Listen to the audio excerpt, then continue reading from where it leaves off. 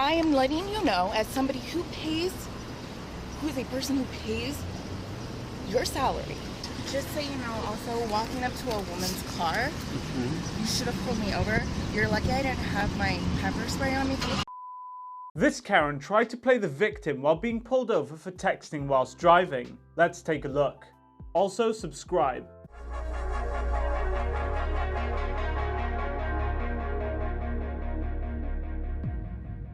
You're doing everything but drive this car. You've gone through emails, you've looked at pictures. Okay. Everything but drive the car. Okay. It's illegal. Okay. Is there a reason you might be doing this, or? I'm at a... Are you pulling me over because I'm blocking traffic? Yeah, sure. I'll go ahead and pull you over then. I'll have you pull into the... I didn't mean that. I'll have you pull over into the BP lot, okay? I didn't mean that. Hang tight.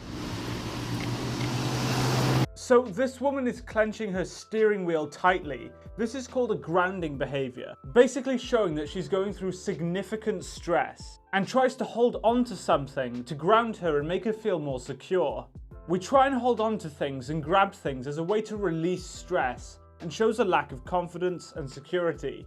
Other grounding behaviors include resting arms on walls, leaning on things, and basically anything that involves stabilizing yourself. The cop is doing open body language with his hands, wide open gestures showing a willingness to communicate, and often indicates confidence. The Karen keeps doing distancing behaviors also. She doesn't want to make eye contact with the cop, as she wants to appear non-confrontational. This shows that she sees the cop as more dominant than her.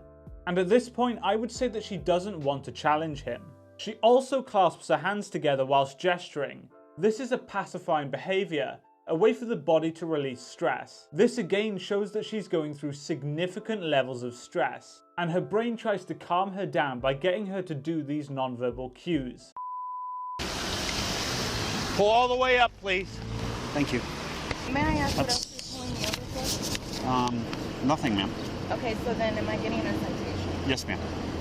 Under Ohio state law, you can only pull me over for texting if there's another offense and give me a ticket. Well, I've done this 20 years, and you're wrong.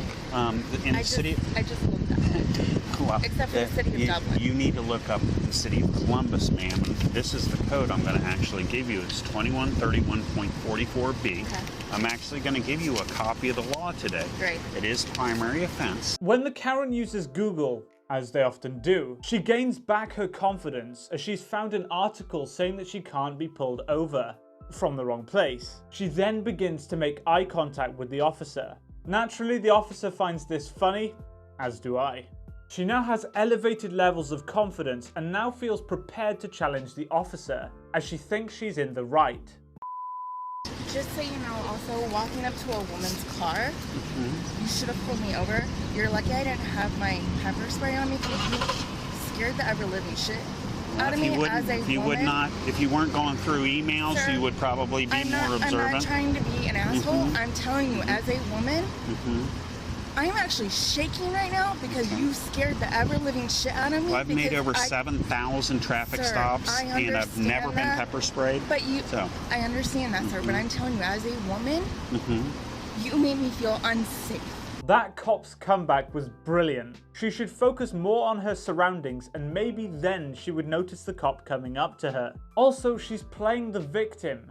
Why should women get special treatment in traffic stops? She keeps maintaining strong eye contact and doesn't move her head. This is part of the freeze response. In our brains, we have a sympathetic nervous system, which helps choose one of 3 responses to a threat. These are fight, flight, and freeze. This woman is freezing, and although she's challenging the authority, she is also still in this response. She doesn't want to move, as that may provoke the officer, showing that she fears him. However, she still argues and is able to make open gestures with her hands. This is one of those cases where body language isn't black and white. She clearly feels submissive to the officer, but she still acts confrontational. However, is cautious not to go too far. Shaking is also a pacifying behavior, and she's doing that here. This is likely due to the fact that she's arguing with the officer. When we act confrontational, it's only normal to experience more stress, as you're putting yourself at a greater risk of damage. Okay, I'm a public safety official, I ma'am. understand that, but please listen to what I am saying, because you're not listening, because you're seeing this through the eyes of me trying to get out of a ticket, which I'm not. Oh, you won't get I'm out of it, yeah. Sir, I can assure you of that. Sir, can I please finish my sentence? Go ahead. As a public employee, I am letting you know, as somebody who is a person who pays your salary. Sir, please. No, I'm no longer going to listen to you. I'm no longer going to listen to you. I'm going to give you your driver's license back. What you are being cited with is texting while driving. I gave you a copy of the law. That's the single worst thing you can say to a police officer. And it's such an entitled thing to say, and the police officer handles it perfectly. The Karen has continuous voice cracks while speaking, which is another sign that she's going through significant stress. Voice cracks occur when our conscious tries to combat the muscle spasms caused by the brain experiencing stress. One of the biggest signs of stress is muscle tension, and also fidgeting and spasms. Our mouth trembles, our hands shake, and we can't keep still. This is us preparing to enter the flight response and flee as fast as possible. She's challenging the officer, who she sees as more dominant and powerful than her in this situation, and her brain prepares to escape if the confrontation turns bad. If people feel more dominant in this situation, they would prepare for the fight response instead. The officer is incredibly professional here and keeps a calm and collected tone. This is so important in situations like this, as if there's an escalation, people tend to act irrationally as their primitive areas of the brain, tasked with survival, take control. Being calm and collected helps everyone. You're going to have three options. Can I please have your badge? Your first option, it's going to be right here, ma'am. It's K. Connor, badge 1300. It's at the bottom of your citation. No, ma'am. You will. All I have to do is provide it to you. It's on the bottom of your citation. So you're going to have three separate options. I won't give you your options then. I need your signature. Your signature is not an admission of guilt, but I do need your signature because it's an arrestable offense if you do not. Again, her hands are trembling, she's nervous. And if you look closely, the cop is also. No matter how strong we are, our brains prepare us for a confrontation. We shake and move about because evolutionarily, it makes us more difficult to kill as we're already moving and predators can't grab us as easily. It's why boxers bounce around. It's identically the same reason. Only one is biologically programmed into us. She also grabs the steering wheel, again, another grounding behavior.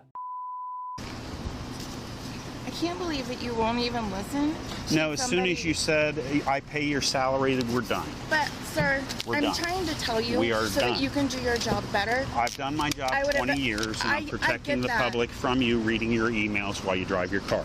Well, that hasn't safely existed for 20 years. The woman does another pacifying behavior, holding a hand over her chest. This one is especially common for women to do. She also does another grounding behavior when she grabs the side of her car window. This Karen is clearly terrified, and her defense mechanism is to argue and bicker constantly, even when she's in the wrong. She tries to make every excuse possible as to why she doesn't deserve a ticket.